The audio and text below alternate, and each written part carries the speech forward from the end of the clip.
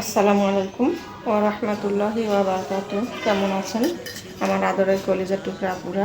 আল্লাহ সবাইকে ভালো সুস্থ রাখার তৌফিক দান করুন, এই দোয়া সবসময় করছি। আপুরা, আজকে আমি বেগুনি বানাবো।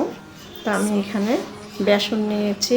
বেসনে আমি হালকা একটু গুঁড়ো হলুদ দিয়েছি, একটু আমি জিরা গুঁড়ো দিয়েছি, শুকনো মরিচ গুঁড়ো, লবণ পরিমাণ মতো দিয়ে আমি ভালো করে গুলিয়ে আমি 20 মিনিটের জন্য রেখেছিলাম।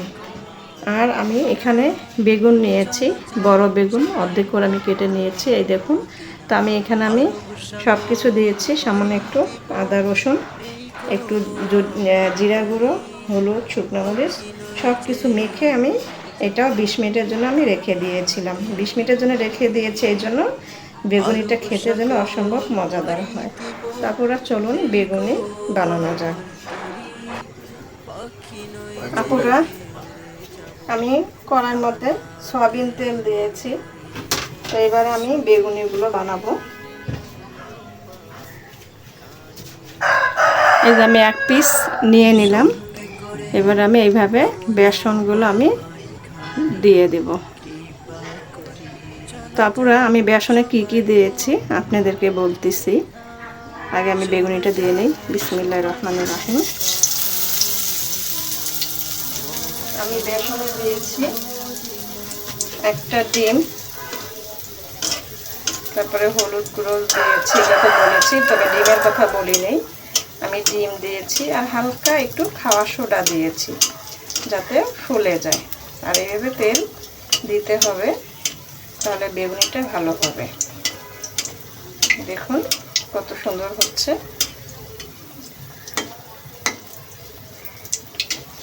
আমি রিপিট করে দিলাম।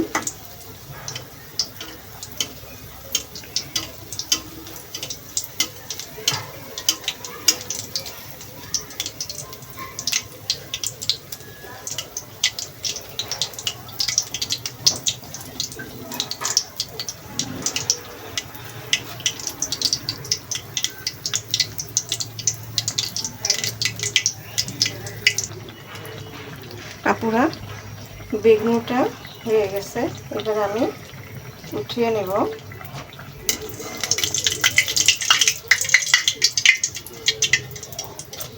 এই দেখুন আপুরা, কত সুন্দর মচমচা হয়েছে। এবার আমি নামিয়ে নিচ্ছি।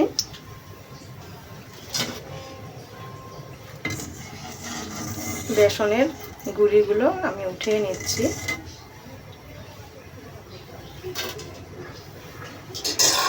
এবারে আপুরা আমি আরেকটা দিয়ে দেব।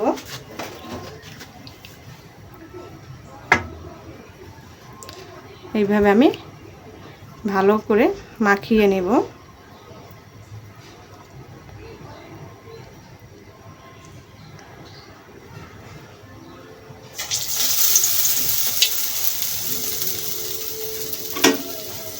আমি তেলগুলো এইভাবে দিয়ে দেব আপুরা।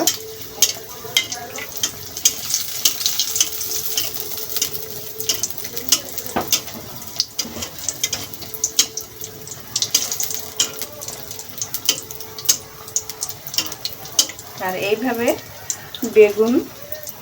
বেগুনি যদি আপনারা বানিয়ে খান অসম্ভব মজাদার হয়।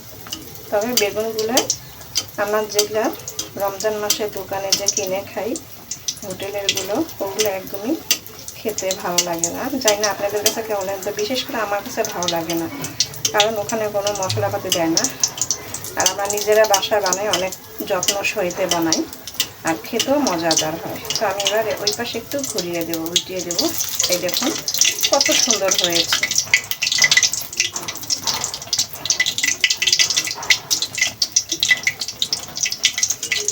তো আপনারা দোকানেরটা না খেয়ে বাসায় বানিয়ে একটু কষ্ট হলেও বানিয়ে খাওয়ার চেষ্টা করবেন।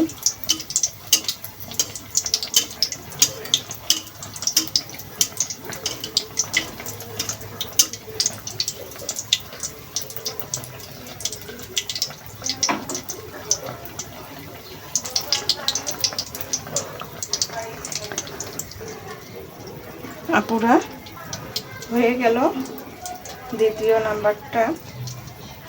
আমি এবার উঠিয়ে নিচ্ছি, আপনাদেরকে দেখাচ্ছি। এই দেখুন আপুরা, কত সুন্দর মসমসে, আর কালারটাও অসাধারণ হয়েছে। তো এটাও আমি নামিয়ে নিচ্ছি। আপুরা, আমি একটা একটা করে দিচ্ছি এই কারণে যে এটা যেহেতু একটু বড় সাইজ, আর দুই ভাগ করে নিয়েছি, তাহলে বোঝেন কত বড় বেগুন। এর জন্য আমি একটা করে ভেজে দেখাচ্ছি, কয়েকটা দিচ্ছি না, একটা করে দিয়ে ভাজানোটা ভালো হচ্ছে। আমি আরেকটা দিয়ে দিলাম।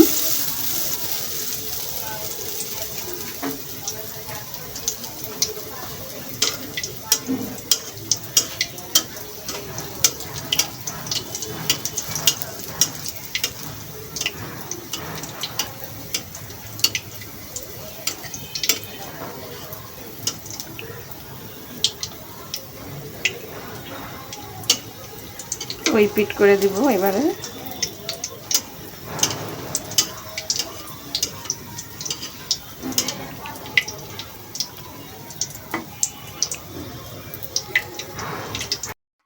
পুরো বানানো হয়ে গেল তেলে ভাজা মচমচে বেগুনি চপ। পুরো ভিডিওটি কেমন লেগেছে আপনাদের কাছে অবশ্যই কমেন্টে জানাবেন। লাইক দিন, বেশি বেশি করে শেয়ার করে দেন আপুরা। দোয়া চাই ছোট্ট রান্নাঘর চ্যানেলটিকে সাবস্ক্রাইব করতে একদমই ভুলবেন না। যারা নতুন আপনারা দেখছেন, পাশে বেল বাটনটি ক্লিক করে আমার ভিডিওর পাশেই থাকুন।